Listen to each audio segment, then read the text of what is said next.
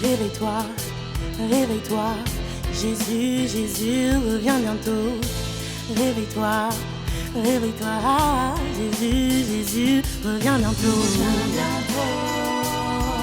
Il revient bientôt. De Dieu, que le Seigneur bénisse les gens qui vont nous suivre loin, dans vos maisons, dans votre nation, votre cité, votre rue, votre ville, que le Seigneur vous bénisse abondamment. Alors, aujourd'hui, on va commencer nos enseignements sur comment gagner des âmes. On verra comment apporter l'évangile dans la société, comment apporter l'évangile à l'école, lycée, fac, parce que l'évangile a traversé les âges. Amen. Avant, on ne prêchait pas avec un micro, n'est-ce pas? Pierre n'avait pas de micro. Avant, l'évangile n'était pas prêché dans une salle, et au fur et à mesure, l'évangile a dû s'adapter aussi avec les situations dans lesquelles il se trouvait. Et avant de commencer cette étude, je posais la question au Seigneur, j'ai dit: Seigneur, mais pourquoi les églises, tu ne remplis pas les églises comme la Bible les déclare dans le livre des Actes, que chaque jour, tu rajoutais le nombre de gens qui devaient être sauvés. Et le Seigneur m'a dit que les morts ne peuvent pas être les témoins du Christ.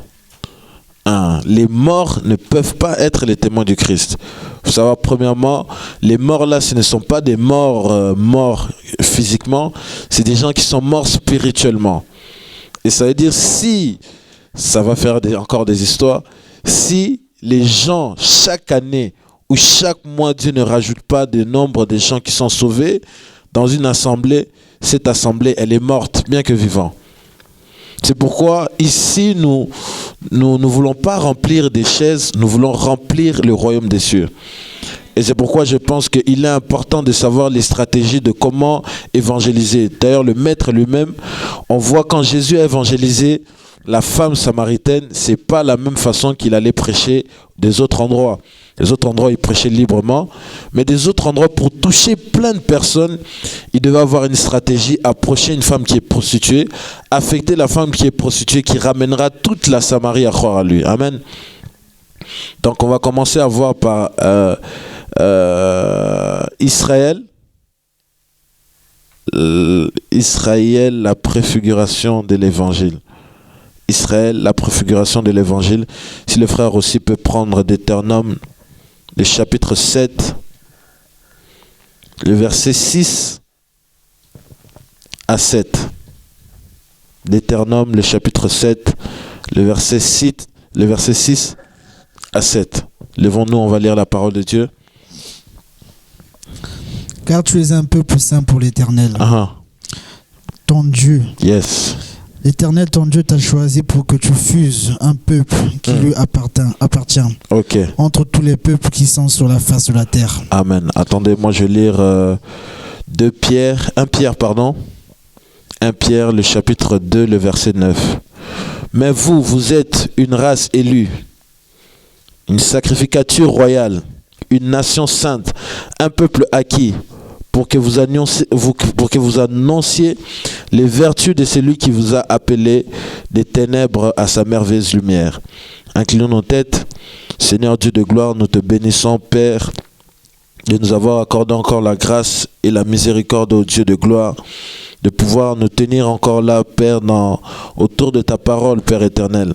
La Bible déclare, là où il y a le cadavre, c'est là où les aigles se réunissent. Seigneur, nous venons nous réunir, Père éternel, autour du cadavre de la parole, pour que, Père éternel, nous puissions nourrir nos âmes assoiffées et languissant de ta parole, Père éternel.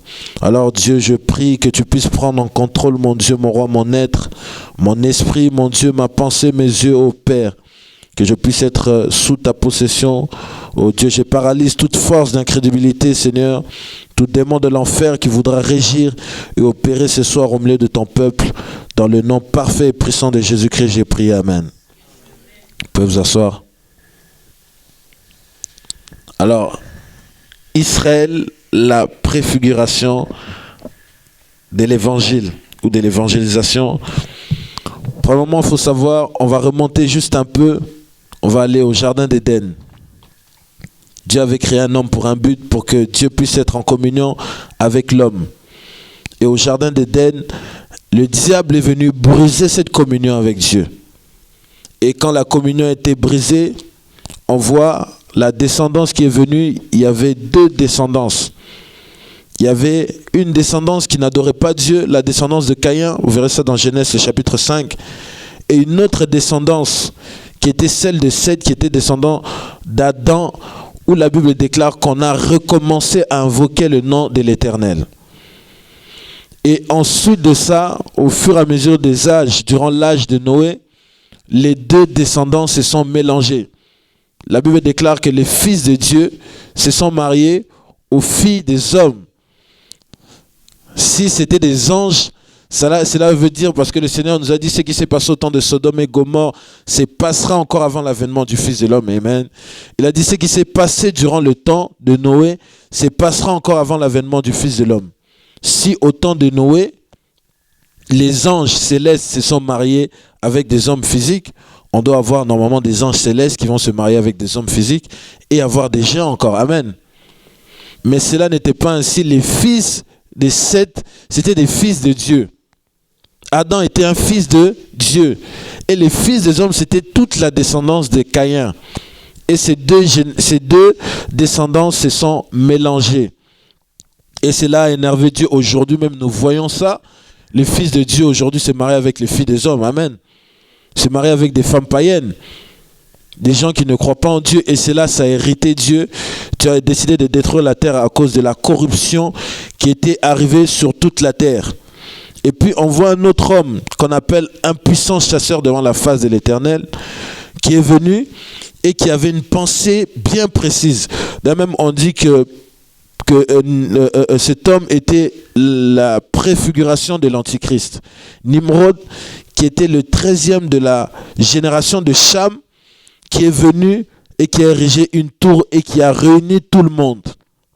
Nimrod est venu encore enfoncer un clou en réunissant tous les êtres humains à adorer les reptiles, les animaux, à adorer le soleil, la lune, mais sauf de ne pas adorer Dieu. Voyez-vous, il les a réunis. Toi, tu peux adorer de l'eau. Toi, tu adores les animaux. Toi, tu adores tout ceci, cela. Il les a réunis autour de Babel. Et aujourd'hui, nous voyons aussi un Nimrod moderne. Toi, tu peux être musulman. Toi, tu peux être bouddhiste. Toi, tu peux être juif. Et il les a tous réunis sur une tour pour détruire l'adoration de Dieu. Vous voyez de quel cet homme, l'homme là aussi qui fait ça, il veut détruire l'adoration pour Dieu. L'homme qui réunit toutes les religions dans le mouvement œcuménique, toi tu es protestant, baptiste, méthodiste, musulman, hindouisme, il les réunit tous pour ne pas adorer le vrai Dieu. Et Nimrod a bâti cette tour et Dieu, dans sa colère, il a frappé la langue des hommes pour qu'ils ne puissent plus se comprendre. Et la Bible dit que les hommes se sont éparpillés partout dans le monde, partout dans la surface de la terre. Et ensuite, qu'est-ce qui s'est passé? Dieu n'était plus adoré. Dis à ton voisin, Dieu n'était plus adoré. J'ai fait de longues études. Durant une longue période, Dieu n'était pas adoré. Et comment se fait-il que Dieu qui a créé les hommes à son image, à sa ressemblance, qui a peuplé les nations, et Dieu n'était plus adoré? Le nom de Dieu a disparu. Et j'ai vu dans l'époque antérivienne, on adorait le soleil. On adorait plus la lune et le soleil parce que cela impressionnait les hommes de voir que le soleil apparaissait et se couchait. Et quand le soleil apparaissait, ils disaient que le Dieu était avec eux. Quand ça s'est couché, ils disaient que c'était la femme de Dieu. C'est pourquoi vous verrez souvent que la lune caricature la femme et le soleil caricature le masculin. Voyez-vous? Et ils adoraient ces désastres-là. Et Dieu voulait commencer la restauration. Dieu voulait commencer à restaurer l'adoration et à faire connaître son nom. Et on va voir un homme dont Dieu va commencer la restauration avec lui, Abraham. Abraham, le petit Abraham amène la restauration de Dieu. Petit 1, Dieu demande à Abraham de sortir premièrement en Chaldée. On est dans Genèse, le chapitre 12, le verset 1. Le Genèse, chapitre 12, le verset 1. Et l'Éternel avait dit à Abraham, va-t'en de ton pays et de ta parenté et de la maison de ton père dans les pays que je te montrerai. Premièrement, avant d'évangéliser quelqu'un, il faut sortir d'abord de Chaldée. Et qu'est-ce qui est Chaldée? C'est la Babylone. Beaucoup de gens ne savent pas. Abraham, j'entends rien. Abraham adorait aussi les statues. Parce que le père d'Abraham, c'était des idolâtres. En Chaldée, les gens étaient idolâtres. Tout le monde entier était perverti. Et Abraham a entendu une voix d'un Dieu qui ne voyait pas. Il lui a dit, quitte la Chaldée, quitte ton père et ta mère, va dans un endroit que je te donnerai. D'abord, avant même d'hériter des royaumes des cieux, il faut quitter la Babylone. Et la Babylone ou la Chaldée actuelle, c'est le monde. Quitte le monde d'abord. Tu ne peux pas être un témoin de Jésus-Christ si tu n'es pas converti. Jamais. Beaucoup ne sont pas convertis et ils veulent aller témoigner pour Jésus. Ça ne peut pas marcher. Nullement on a vu Jésus arriver vers Pierre. Il dit, Pierre, vas-y, va évangéliser. Jésus dit d'abord à Pierre, viens, suis-moi. Viens, suis-moi. Tous les apôtres, à chaque fois ils allaient les chercher, ils disaient, viens, suis-moi d'abord. Quitte d'abord l'endroit où tu es. Dis à ton voisin, quitte l'endroit où tu es. Et Abraham était le reflet ou même le modèle de l'évangélisation. Galates, le chapitre 3, le verset 8. Aussi l'écriture prévoyant que Dieu justifierait les gentils par la foi, auparavant évangélisa Abraham en lui disant, toutes les nations seront bénies en toi. Donc les précurseurs de l'évangile, c'est Abraham. Et pourquoi Dieu avait fait ça? Dieu avait une pensée. Parce que notez que Dieu n'était plus adoré dans le monde. Le nom de Dieu avait disparu. L'adoration avait disparu. Chaque personne est partie. Ceux qui sont partis au nord, ils adoraient des statues. Dieu les a éparpillés, mais ils ont gardé l'enseignement des Nimrod qui les avait enseignés. Que vous pouvez adorer tout, sauf celui qu'on appelle Dieu créateur. Et deuxièmement, Dieu demande à Abraham de bâtir des autels pour son nom. Genèse, le chapitre 12, le verset 7. L'Éternel apparut à Abraham et dit, je donnerai ce pays à ta postérité. Et Abraham bâtit là un autel à l'Éternel qui lui est apparu. Même lui-même, quand il vient dans la chair, il va évangéliser à la femme samaritaine. Qu'est-ce qu'il lui a dit? À la fin, il a dit, on n'adorera plus où? Ni dans la montagne. On n'adorera plus où? Ni dans les temples. Mais les vrais adorateurs. Dieu ne cherche pas des bâtiments. Dieu cherche des vrais adorateurs qui l'adoreront en esprit et en vérité. L'adoration ne se fait pas que par le chant. Lorsque vous témoignez, vous faites une adoration. Abraham, rien que par sa façon de marcher, il était le témoignage qu'il existait un Dieu. Et Dieu lui a demandé de bâtir un autel parce que l'autel montre le Dieu qu'on adore. Les Ammonites, ils adoraient leur Dieu devant l'autel. Baal était adoré sur un autel. Mais Yahweh n'avait pas d'autel. Et Dieu dit à Abraham, bâtis un autel à mon nom. Et Abraham a commencé à bâtir les autels pour Dieu. Dans Genèse chapitre 13, verset 18. Abraham s'éleva et Abraham leva ses tentes et vint et habita auprès des chemins de Mambré qui sont à Hébron, et il bâtit un autel à l'Éternel. Abraham exerçait aussi un travail apostolique. Parce qu'un vrai apôtre, partout où il va vouloir bâtir un autel pour Dieu. Il va vouloir implanter quelque chose pour Dieu. Et Abraham a commencé à implanter des autels pour que le nom de Yahweh commence à se faire connaître. Dieu commençait la restauration. Là, on est dans la restauration. Et Abraham encore, dans Genèse 22, le verset 9. Ils arrivèrent au lieu que Dieu lui avait dit. Abraham bâtit là l'autel et arrange le bois et lit Isaac son fils et le mit sur l'autel sur le bois. Et là où on voit, pour la première fois, on a la connaissance que Yahweh est géré. Donc Yahweh Elohim est géré, que l'Éternel pourvoit. Avant, on ne connaissait pas que l'Éternel peut pourvoir. Donc l'adorateur révèle qui est son sujet d'adoration. Un adorateur n'est pas celui qui vient se tenir là et il chante tout le temps. La prédication, c'est une adoration. Parce que ça révèle le sujet de mon adoration. Si vous êtes dans le monde, comment vous pourrez révéler aux gens qui sont dans le monde votre sujet d'adoration alors que vous êtes avec eux? Comment est-ce que Abraham pouvait aller évangéliser aux Chaldéens alors qu'il est avec les Chaldéens lui-même? Il fallait qu'il sorte de la Chaldée et qu'il commence à être enseigné par Dieu qu'il est Jéhovah Jireh. Et quand Abraham est venu, on a commencé à découvrir les attributs de Dieu. Elion, que Elohim aussi est El Elyon. Les nations étaient en train de découvrir. Abraham pouvait les enseigner. Il a commencé à les enseigner que Elohim est El Shaddai, Dieu tout-puissant. Dis à ton voisin, bâtis un hôtel pour Dieu dans ton école, dans ton travail, bâtis un hôtel pour Dieu.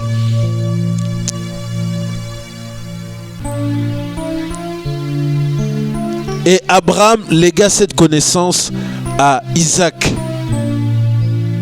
Il a légué ça à Isaac. Et dans la nouvelle alliance aussi, on voit que Paul commençait à partir. Il a pris Timothée. Il a pris Tite. Il a dit, surveille et veille de donner la connaissance que moi je t'ai donnée à d'autres personnes qui seront dignes de confiance pour propager ce même évangile. Parce que le but de Dieu, c'était que ça continue. Dieu avait un travail. Dieu avait un travail. Nous sommes dans le thème Israël, la préfiguration de l'évangile. Et on voit Isaac dans Genèse, le chapitre 26, le verset 24 à 25. Et l'Éternel lui apparut cette nuit-là et dit, je suis le Dieu d'Abraham ton père. Ne crains pas, car je suis avec toi. Je te bénirai, je multiplierai ta semence. À cause d'Abraham, mon serviteur. À cause d'Abraham, mon serviteur. Et il bâtit là un autel et invoqua le nom de l'Éternel. Et il dressa sa tente. Les serviteurs d'Isaac creusèrent un puits. Voyez-vous, Isaac aussi est venu dans la même pensée, de bâtir les autels pour Dieu. Dans cette ville de Lyon, les occultistes n'arrêtent pas de bâtir des autels. Et ils sont en train de maudire cette ville. Mais Dieu a choisi aussi ici, amen, que nous élevons un autel. Là où le ciel sera ouvert. Les anges monter, descendre du ciel. Même vous, peu importe où vous êtes dans votre ville, dans un village où un grand-père vous fait trembler, frère, bâtissez un autel pour Dieu. Dans vos familles, bâtissez un autel. Et vous ne serez pas déçus. Vous verrez le Dieu d'Abraham, d'Isaac et de Jacob. Et Isaac a légué ça aussi à Jacob. Parce que Isaac avait eu 2 enfants, Ésaü et Jacob. Ésaü ayant vendu son droit d'aînesse, Jacob a hérité le droit d'aînesse. On ne donne pas l'héritage au cadet, on donne ça au premier, le premier garçon. Et Jacob a reçu la connaissance de Yahweh Elohim, leur Dieu. Et la Bible déclare dans Genèse, le chapitre 35, « Or Dieu dit à Jacob, lève-toi, monte à Bethel, et demeure là. Et il dresse un autel au Dieu fort qui t'est apparu quand tu fuyais devant Ésaü, ton frère. » On voit encore Jacob. Dieu là lui recommande d'aller bâtir un autel. Et Jacob aussi nous a ramené des révélations. Péniel, la maison de Dieu, que Dieu pouvait paraître sous forme angélique. J'ai combattu avec Dieu face à face. Péniel veut dire que j'ai vu Dieu face à face. Et Dieu a commencé à continuer. Mais n'oubliez pas, dans tout ça, Dieu avait un but. Dis à ton voisin, Dieu avait un but. Dieu avait un but. Et le point B, on va voir que le but de Dieu était de se révéler au travers d'Israël. Romains, le chapitre 9, le verset 17. Romains, chapitre 19, le verset 17. Car l'Écriture dit au Pharaon, c'est pour cela même que j'étais suscité, pour montrer en toi ma puissance, pour que mon nom soit publié dans toute la terre. L'apôtre Paul nous dit dans Romains le chapitre 9, le verset 17, que Dieu avait pour but de publier son nom dans toute la terre. Ça veut dire que le nom de Dieu n'était pas connu. Et Dieu n'a pas choisi n'importe quelle nation, parce que Dieu fait toutes choses par un but. Dieu a choisi l'Égypte, parce qu'à l'époque où les enfants d'Israël étaient en captivité, l'Égypte était puissante. C'était comme les États-Unis actuels. Dieu a envoyé Moïse aux États-Unis pour dire « Libère mon peuple ». Vous imaginez les États-Unis avec les bombes nucléaires qu'ils ont? Dieu a envoyé Moïse là-bas. Et Exode, le chapitre 9 aussi, le verset 16 dit «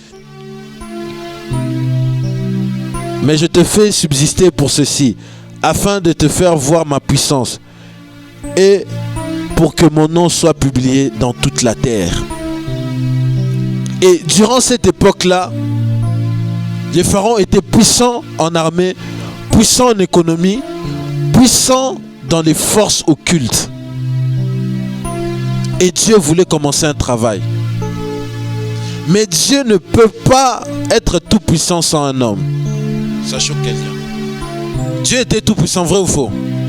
Est-ce que lui-même il ne pouvait pas aller sortir les enfants d'Israël? Mais pourquoi Dieu négociait avec Moïse? Moïse ne voulait pas. Pourquoi Dieu n'a pas pris Aaron? Dis à ton voisin, sans Moïse, Dieu ne pouvait pas sauver les enfants d'Israël. Ça. Dieu se révèle toujours auprès des hommes par un homme. C'est sa manière de faire. Pourquoi? Ses voix sont insondables. Dieu se révèle toujours aux hommes par un homme. Est-ce que Jésus l'a dit, bon, je vais aller évangéliser? Il a dit, allez, vous les hommes, allez évangéliser les autres hommes, en les disant que le royaume de Dieu est proche. Et il dit, bon, je vous rajoute les signes qui prouvera que je suis avec vous. Dieu a toujours besoin d'un homme. Exode, le chapitre 3, le verset 9 à 10. Et maintenant, voici le cri des enfants d'Israël est parvenu à moi. J'ai vu aussi l'oppression dont les Égyptiens les opprimaient. Maintenant, va, je t'enverrai auprès de Pharaon et tu feras sortir d'Égypte mon peuple, les enfants d'Israël. Moïse a eu le mandat d'aller faire sortir les enfants d'Israël. Et vous verrez, avant que Moïse aille faire sortir les enfants d'Israël, il fallait qu'il rencontre d'abord la colonne de feu. Vous ne pouvez pas aller évangéliser si vous n'êtes pas né de nouveau. Vous allez faire les choses par la chair, vous irez tuer les gens. Vous allez commencer à dire vous êtes perdus, vous êtes perdus, vous êtes perdus, perdus. Et vous tuez les gens, comme Moïse a tué les pharaons. L'évangile a une façon, une stratégie. Jésus a dit, vous ne parlerez pas, quand vous serez devant les hommes, ne vous posez pas des questions, qu'est-ce que je veux dire? Mais c'est l'esprit lui-même qui parlera en vous. Mais vous n'avez pas l'esprit, vous allez aller comme Moïse, vous allez planter, vous voulez vous aider vous-même. Voyez-vous, vous voulez vous aider vous-même. Dis à ton voisin, rencontre la colonne de feu. Jésus a dit, ne vous précipitez pas, restez à Jérusalem, jusqu'à ce que la puissance descendra sur vous, et vous serez mes témoins. Sans la puissance, vous ne pouvez pas être les témoins de Dieu. Vous ne pouvez pas aller en Égypte sortir des gens des captivités. Mais Pharaon va vous bloquer. Parce que quand vous allez aller devant les magiciens et ils vont vous transformer, vous allez faire quoi?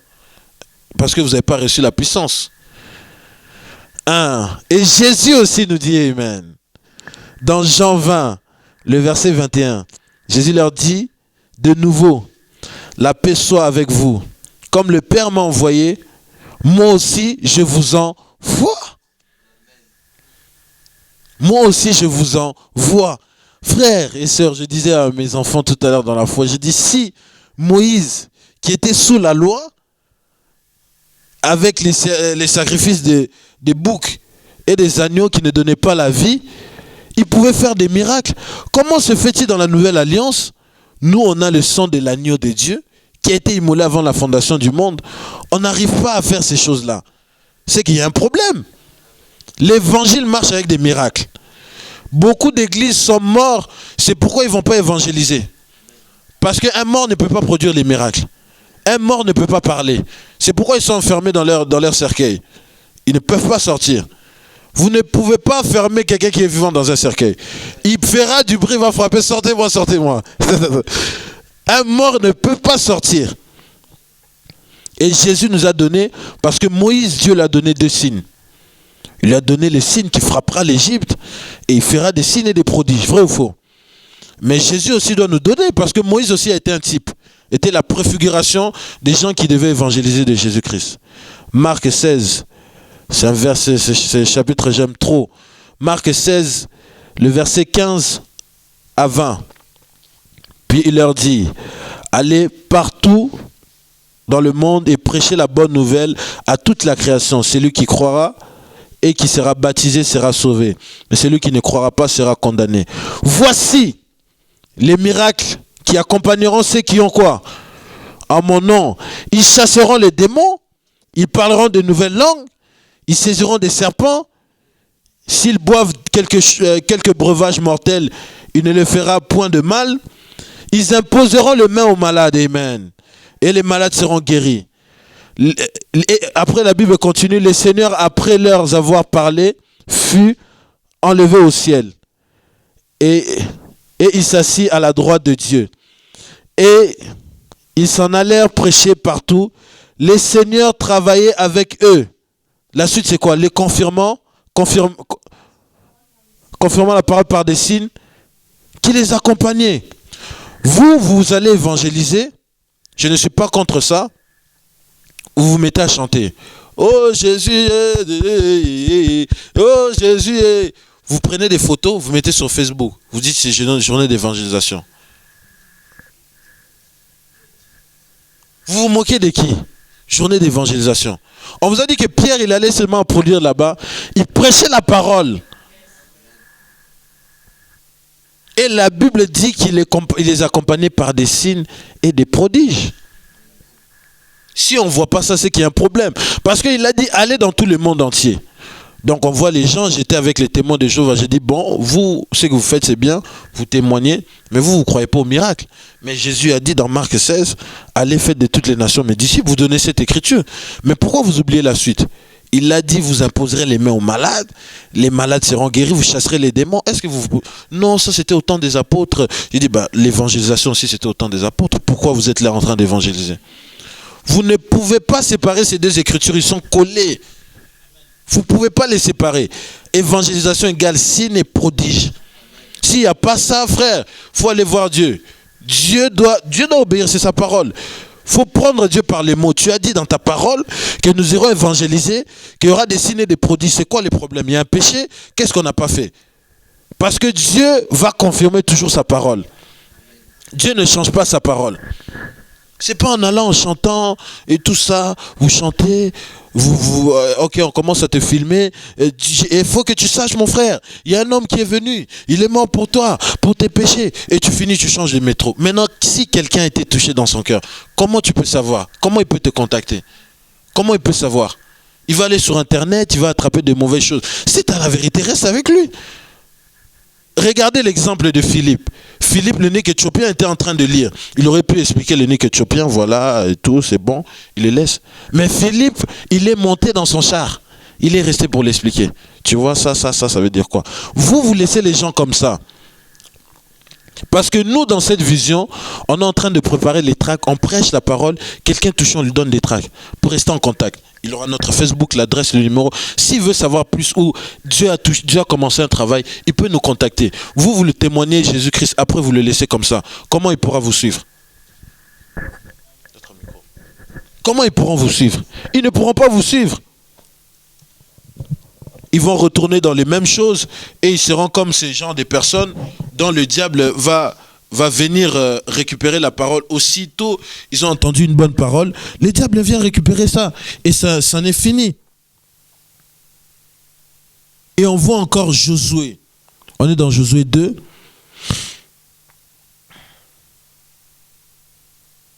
Le chapitre 10. Car nous avons entendu que l'Éternel a tari les eaux de la mer Rouge devant nous quand vous sortiez du pays de l'Égypte. Et c'est que vous ayez fait aux deux rois, les Amoréens qui étaient au-delà du Jourdain, les Silons et Og, et que vous avez détruit à la façon de l'interdit. Vous voyez, là on parle de Josué, il parle comment Dieu a marché avec eux, avec des signes et des prodiges. Vous savez que Josué a arrêté le soleil? Dans l'ancienne alliance, Josué a arrêté le soleil pour prouver aux autres nations que vos dieux là sont les faux dieux. La Bible dit que les Amoréens, les deux rois, les rois Amoréens, les rois de Og, de Sinon, ils étaient en train de trembler, les Amalicites, les Amoréens. Même Balak, il est parti chercher Balaam parce qu'il avait peur. Lorsqu'ils entendaient parler de Dieu d'Israël, ça ramenait la peur. Vous ne croyez pas que les gens se convertissaient? Parce qu'ils savaient les Israélites, partout où ils passaient, personne ne pouvait les résister. Et on voit dans l'église de Jérusalem, lorsque les apôtres sont venus en puissance, l'évangile a commencé à être éparpillé à une vitesse. C'est pourquoi Pierre, il a permis à Marc d'écrire l'évangile. Parce que les gens ont commencé à croire à Rome, les gens ont commencé à croire à Corinthe, le travail était grand. Même les rois ont commencé à avoir peur. Constantin avait peur des chrétiens. Alors qu'ils n'avaient pas des armes, ils n'avaient pas de couteau, ils avaient peur, ils avaient la parole, l'épée qui tue. Et cette parole a commencé à influencer. Pourquoi dans la ville de Lyon, le maire de Lyon n'a pas peur des chrétiens? Pourquoi on n'a plus peur des chrétiens? Oh, quand on parle, les chrétiens, c'est des religieux. Pas de puissance. J'ai regardé la dernière fois et j'ai pleuré même. Tony Osborne est passé sur France 2. Pourquoi les hommes de Dieu ne peuvent pas passer sur France 2? France 2 lui pose des questions. Mais comment vous expliquez ces guérisons qui ont été opérées? Il dit, c'est pas moi, c'est Jésus. Mais pourquoi aujourd'hui on ne peut plus parler de ça? Est-ce que Dieu est mort avec ces gens? Ces gens avant eux, ils n'avaient pas ça. Paul, ils ont fait ça. Mais moi, si je vois Tony Osborne, un homme du 21e siècle, il a fait ça, c'est que nous aussi on peut faire ça. Greg Allen, j'ai vu Allen, un homme qui s'est enfermé, il a prié Dieu. Il servait Dieu, il a vu que les signes et les prodiges ne marchaient pas. Il a dit non, c'est pas normal. Il a dit à sa femme, je m'enferme jusqu'à ce que Dieu me répondra. Et Dieu l'a répondu, pourquoi ça ne marchait pas? Dieu lui a donné la liste. Et lorsqu'il a respecté cette liste, les signes et les prodiges marchaient. Les gens se convertissaient. Ne cherchons pas à dire oui, le monde est fini, ceux qui ne veulent pas. Jésus lui-même a dit, si ce peuple, il dit à Nathanaël, parce que tu as vu, parce que j'ai discerné seulement tes pensées, tu commences à t'es choqué. Sans les signes et les prodiges, ce peuple ne croira pas. Oh, ne dites pas qu'il y a la parole, oui, la parole doit venir premièrement, mais Dieu doit confirmer la parole et les signes sont liés. Jésus prêchait la parole, il chassait les démons, il guérissait les malades, mais il prêchait aussi la parole. Pourquoi vous voulez garder un autre et rejeter l'autre? Il y en a d'autres qui font des pratiques occultes, ils ont gardé seulement les pratiques, et d'autres ils font plus, ils n'ont pas des miracles, ils gardent que la parole. Nous, c'est pas les miracles, hein. Ici il n'y a pas des miracles. Jésus a dit, ils feront plein. Mais il y a aussi des miracles de Dieu. Devant le serpent de Pharaon. Mais Moïse aussi a sorti le serpent. Mais le serpent de Dieu a bouffé celui des pharaons. Je vous l'ai dit, on a besoin des signes et des miracles. Moi, je crois ici qu'on va commencer à évangéliser, on va voir des paralytiques, ils vont marcher à Lyon. Les morts seront ressuscités. On n'est pas venu sur la terre pour faire figure. Je vous dis, moi je ne crois pas que je suis venu sur la terre ici pour vivre comme ça. Je suis venu marquer ma saison. Je suis venu marquer mon temps. C'est lui qui dit amen, que Dieu lui donne ça. Amen.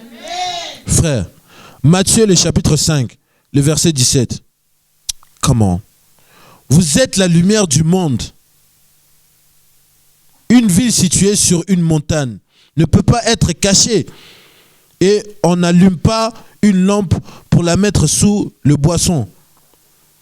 Mais on la met sur le chandelier. Et elle éclaire tous ceux qui sont dans la maison. Que votre lumière use ainsi devant les hommes, afin qu'ils voient les bonnes œuvres et qu'ils glorifient votre Père qui est dans les cieux. Beaucoup de chrétiens ici, là, ils n'ont pas de lumière. Satan se moque de vous.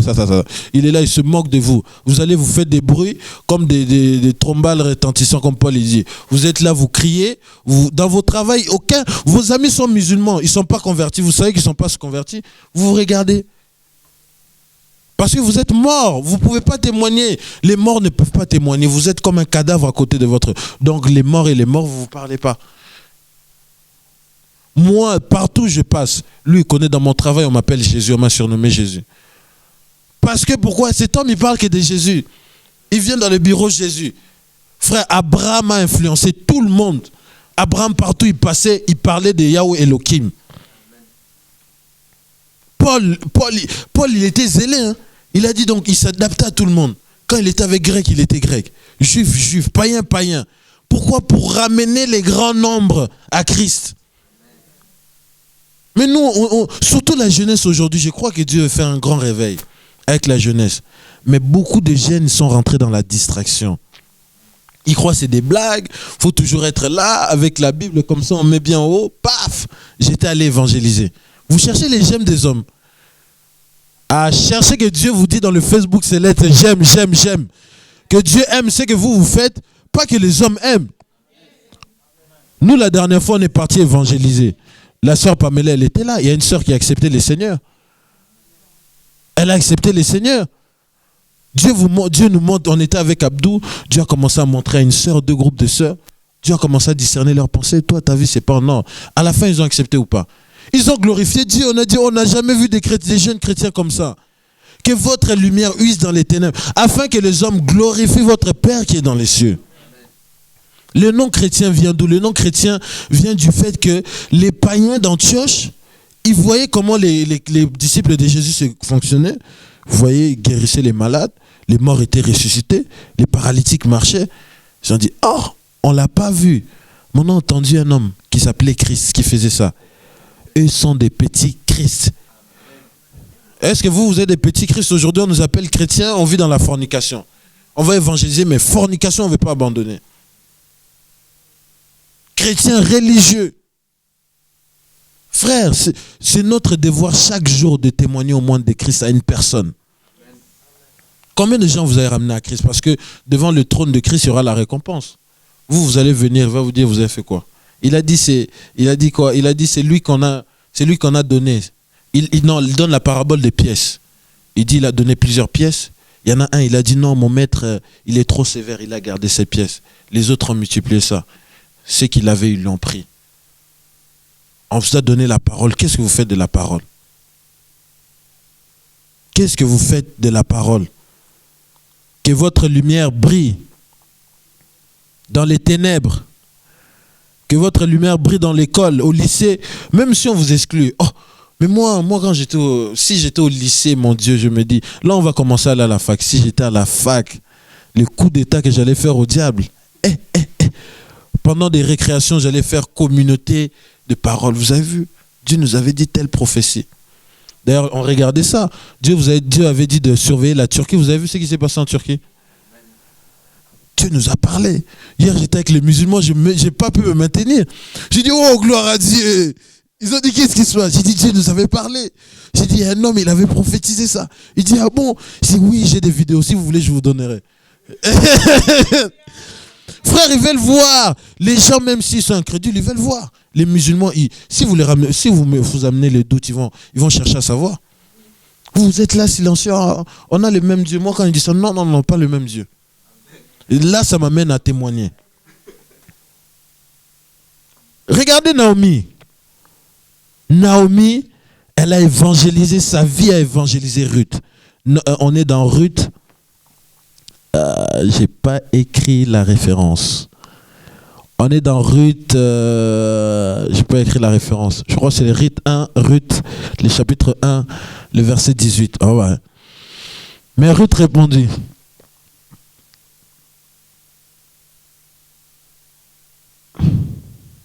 C'est Ruth 1.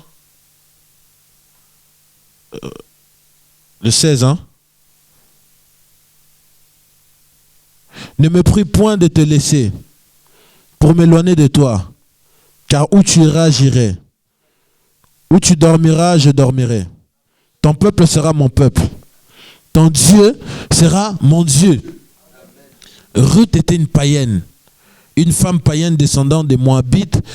Les Moabites, c'était les descendants des enfants de Lot qu'ils avaient couché avec leur père. Et ils étaient maudits. Et Naomi était partie chez les Moabites, et son mari et ses enfants. Et les enfants de Naomi, vu qu'ils ont désobéi à la loi de l'Éternel, leur Dieu, parce que Dieu avait interdit aux Juifs, aux Hébreux de se marier avec les gens des nations. Et ils ont commencé à mourir à cause de ces malédictions.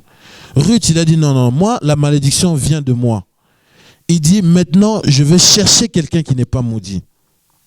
Il a dit, là où tu es, là où je serai. Là on t'enterrera, là on m'enterrera. Là où, là où tu mangeras, je mangerai. Ton Dieu sera mon Dieu.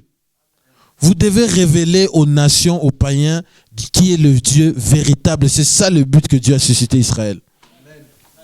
Le but premier, Dieu voulait se révéler à travers des hommes. À travers vous, Dieu veut se révéler avec vous. Que vous soyez un témoignage de Jésus-Christ. Comment est-ce que les gens sauront que Christ est vivant? Tout le monde dit, Christ en nous, l'espérance de la gloire.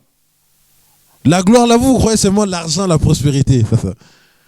Mais vous devez refléter la gloire. Comme Moïse, qui était monté dans la montagne de Sinaï, lorsqu'il est descendu, la gloire de Dieu brisait sur son visage. Les gens n'arrivaient pas à le regarder en face. Amen.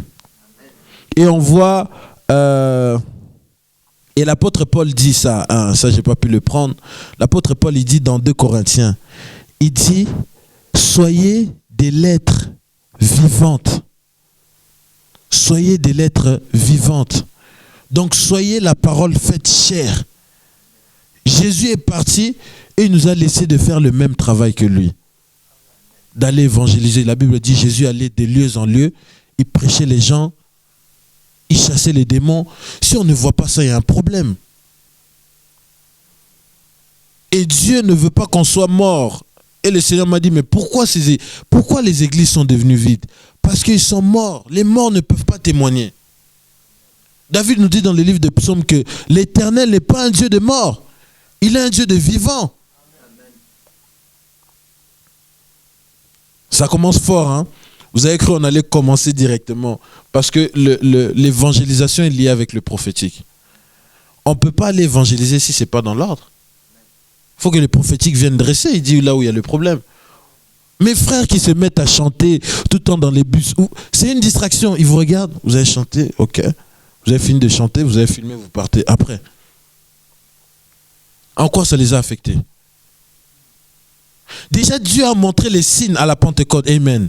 Acte 2, lorsqu'ils sortent, qu'est-ce qui s'est passé? Ils étaient en train de parler des langues étrangères. Rossi parle anglais, l'autre parle chinois. Oh, il dit, mais ces gens, ils parlent notre propre langue, on peut les entendre et ils nous racontent des merveilles de Dieu. C'est ça qui les a arrêtés leur intention. Vous voyez, s'ils sortaient et disaient « Oh, Jésus, oh !» Vous croyez vraiment qu'ils allaient toucher? Jamais. Ils ont vu un signe. Ça les a arrêtés. Et maintenant, Pierre a parlé pour montrer l'accomplissement d'une écriture. Nous, quand on va évangéliser, souvent, on montre les prophéties qui sont actuelles. Parce que le prophétique est lié aussi avec l'évangélisation. Pierre, il a dit, c'est afin que s'accomplisse l'écriture qui a été dit par le prophète Joël. Vos fils et vos fils prophétiseront. Donc il les a cadrés avec une prophétie. Jean-Baptiste lorsqu'il prêchait? Est-ce que Jean-Baptiste chantait? Oui, il parlait. Préparez-vous. Le royaume de... Moi, je prie Dieu que Dieu me prépare à ça, à Bellecour là-bas. Répentez-vous. Le royaume de Dieu est proche. Joël 3 s'est accompli. Israël veut être divisé en deux. Le pape a accompli Apocalypse 13. C'est ça, même si on m'arrête, c'est pas grave. J'ai dit à Rossi, moi j'aimerais d'ailleurs que la police m'arrête, ils me mettent en garde à vue. Là, je vais penser à Paul et Silas. Amen. Lorsqu'ils étaient arrêtés. Je suis arrêté pour Jésus-Christ, frère. Pas pour la drogue. Je suis arrêté pour Jésus-Christ. Et je commençais à les prêcher. Policiers, respectez ce que la parole dit. Vous êtes policier, mais il y a un plus grand policier que vous. Il va vous contrôler. Et la vie de Daniel reflétait Dieu en Babylonie. La vie de Daniel a reflété Dieu en Babylonie. Je n'ai pas pris les références, on était pressés. Voici maintenant l'ordre que je donne. Ça, c'est Nebuchadnezzar qui parle. Tout homme a quelque peuple, nation, langue qui m'appartient, qui parle mal du Dieu de Meshach, Meshach, Abel-Mégo sera mis en pièces. Sa maison sera détruite en tas d'immondes parce qu'il n'y a pas d'autre Dieu qui puisse être adoré si ce n'est le Dieu de Meshach, Abel-Mégo. Ok. J'ai pas les références. Littéralement, Dieu parle. Il y a eu Abel, Meshach, Mégo. Ils sont arrivés devant Nebuchadnezzar. Et il y avait l'adoration qui devait se faire devant la statue de Nebuchadnezzar. Et Daniel et ses deux compères, ils n'ont pas voulu se prosterner. Ils ont dit, ok, vous ne voulez pas adorer comme tout le monde. Ils ont pris, ils les ont jetés dans la fosse aux lions. Et qu'est-ce qui s'est passé? Et l'ange de Dieu est apparu. Non, ils les ont jetés dans le feu ardent. Dans la fournaise ardente. Ils les ont jetés dans la fournaise ardente. Ils ont dit, ah, même si vous nous jetez, Dieu sera avec nous. Un vrai témoin, un vrai adorateur, il connaît son Dieu. Pierre, il a accepté d'être crucifié en l'envers. Paul, il a accepté la décapitation. Parce qu'il connaissait son Dieu. Et ils ont vu un troisième homme. Oh, Nebuchadnezzar, il a regardé, il a vu qu'ils étaient trois. Mais il a vu un quatrième homme. Qui avait l'air d'un fils de l'homme. Dieu lui-même était là. Parce que la Bible déclare que Dieu est le feu de quoi? Il a calmé le feu naturel.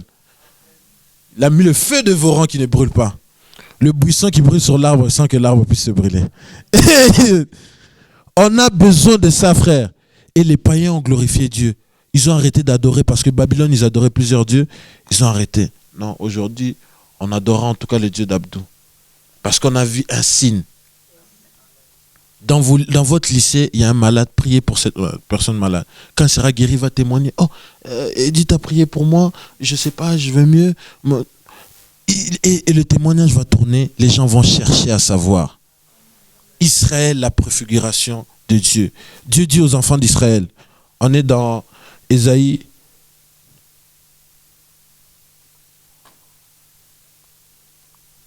On est dans Ésaïe, le chapitre 43.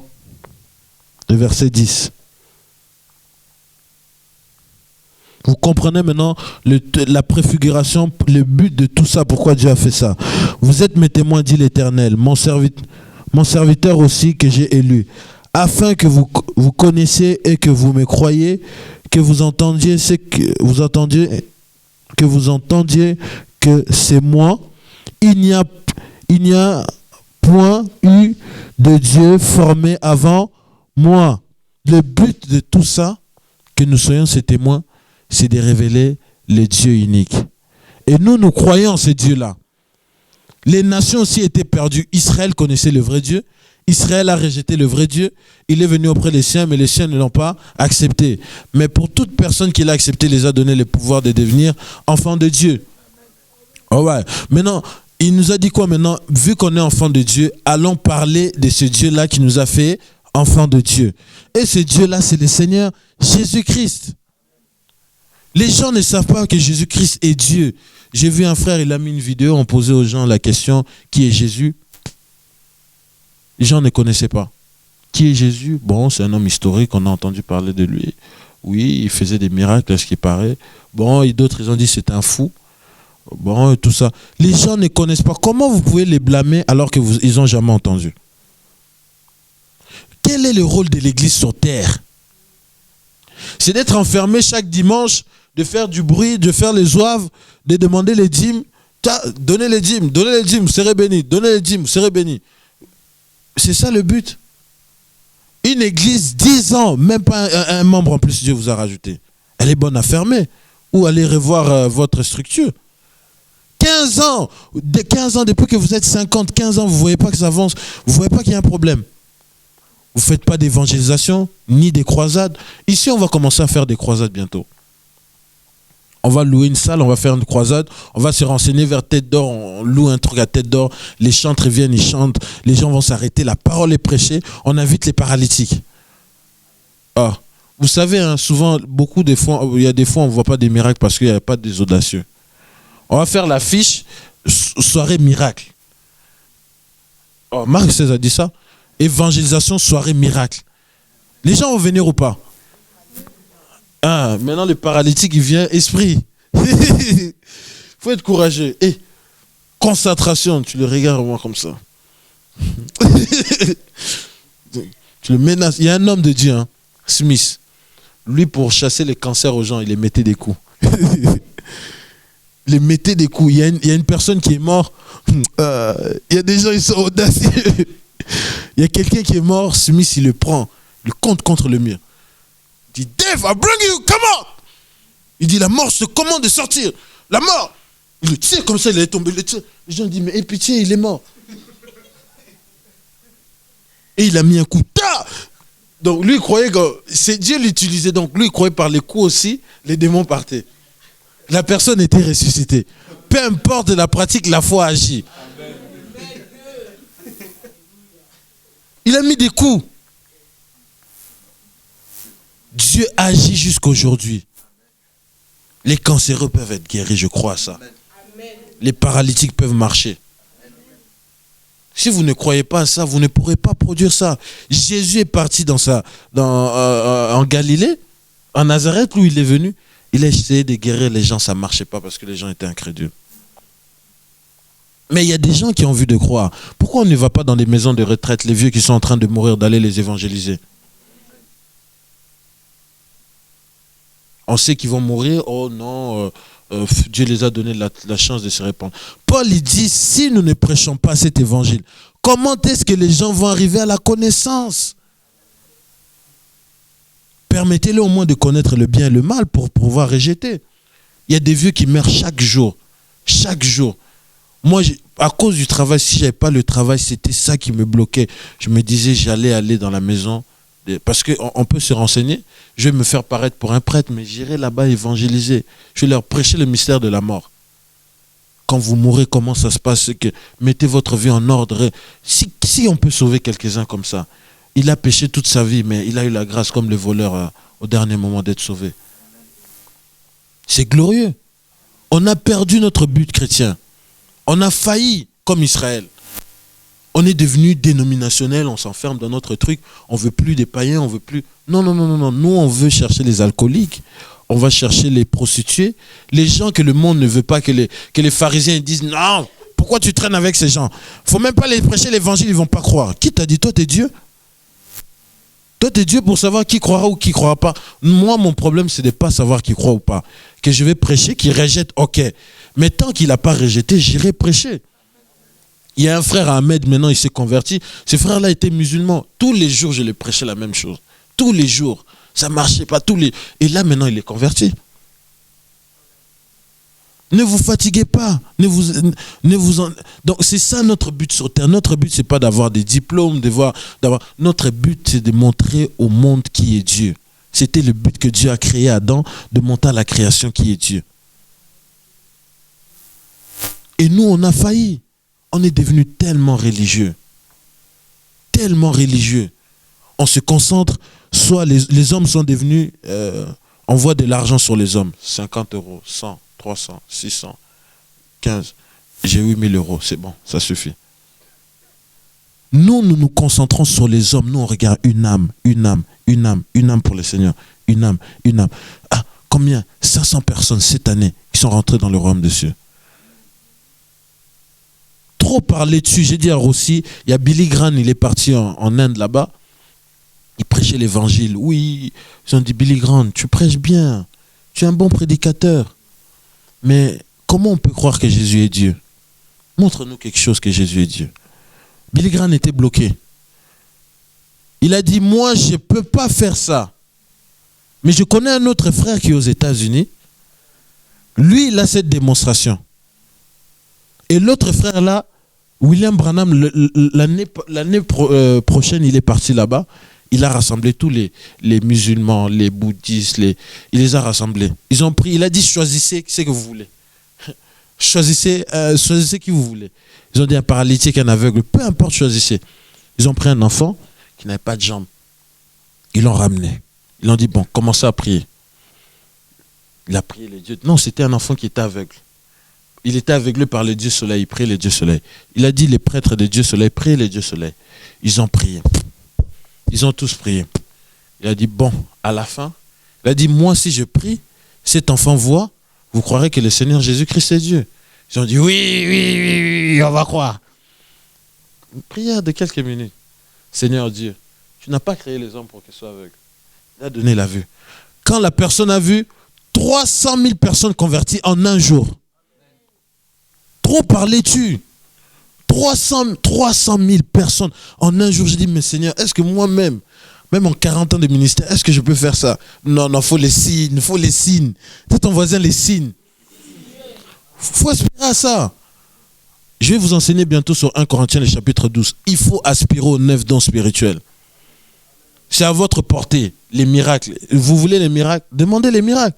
Vous voulez la prophétie? Demandez la prophétie. Paul, il dit aspirez à la prophétie. Aspirer, ça veut dire quoi? Donc, soupirez après ça, attendez-vous à ça. Parce que c'est les dons que Dieu a mis dans son église pour marcher, pour montrer qu'il est encore vivant. On va prier maintenant.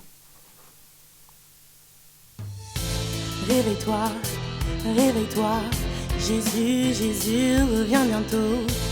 Réveille-toi, réveille-toi. Jésus, Jésus revient bientôt.